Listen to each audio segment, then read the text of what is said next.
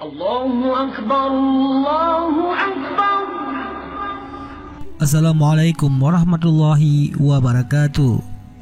Utsman bin Affan radhiyallahu anhu merupakan salah satu sahabat Rasulullah Shallallahu Alaihi Wasallam, sekaligus khalifah ketiga Islam sepeninggalan Abu Bakar Siddiq dan Umar bin Khattab. Sayyidina Utsman diberi gelar Dzun Nuraini, yang berarti pemilik dua cahaya. Penyematan gelar itu dikarenakan beliau menikahi dua putri Rasulullah Shallallahu Alaihi Wasallam, Sayyidah Ruqayyah, Sayyidah Ummu Kulsum. Utsman bin Affan merupakan khulafah Rasyidin dengan masa kekuasaan terlama, yaitu 644 sampai 656. Sayyidina Utsman memiliki nama lengkap Utsman bin Affan bin Abi Ash bin Umayyah bin Abdi Syam bin Abdi Manaf al-Umawi al-Quraisy. Pada masa jahiliyah, beliau dipanggil dengan Abu Am, dan pada masa Islam julukannya adalah Abu Abdillah. Beliau juga dikenal sebagai orang dermawan dan berjasa besar dalam merangkum Al-Quran menjadi mushaf, seperti yang umat muslim baca sampai sekarang. Sayyidina Utsman memiliki keistimewaan dan karamah yang masyhur. Karamah yang pertama, bisa melihat dosa orang lain. Disebutkan dalam kitab Al-Tabaqat Taj al-Sub bahwa pernah ada seorang lelaki menemui Sayyidina Utsman.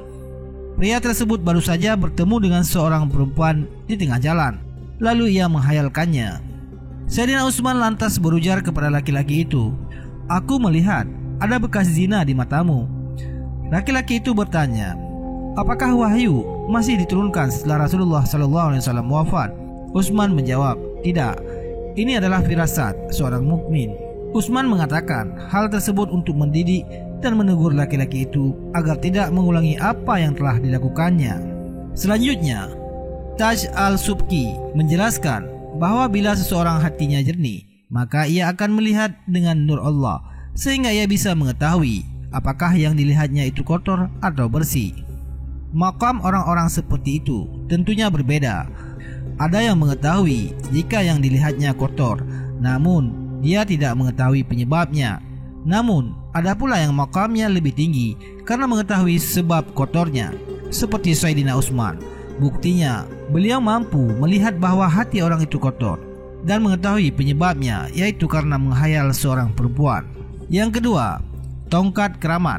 Sahabat Ibnu Umar radhiyallahu anhu menceritakan bahwa Jajah al-Hifari pernah suatu waktu mendekati Sayyidina Utsman yang sedang berada di atas mimbar. Jajah merebut tongkat Utsman lalu mematahkannya. Namun belum genap setahun, Allah Subhanahu wa Ta'ala menimpakan penyakit aneh yang menggerogoti tangan Jajah hingga dia pun meninggal dunia. Riwayat Al-Barudi dan Ibnu Sakan. Riwayat lain menyebutkan Jajah al-Hifari kala itu mendekati Utsman yang sedang berkhutbah, lalu merebut tongkat tersebut dan mematahkannya dengan menggunakan lutut. Menyaksikan peristiwa itu, orang-orang pun menjerit.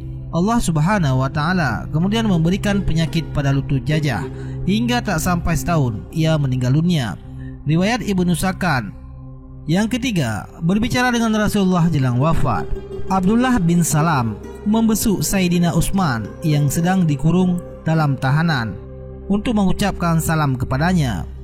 Utsman bercerita, "Selamat datang saudaraku, aku melihat Rasulullah SAW dalam ventilasi kecil ini."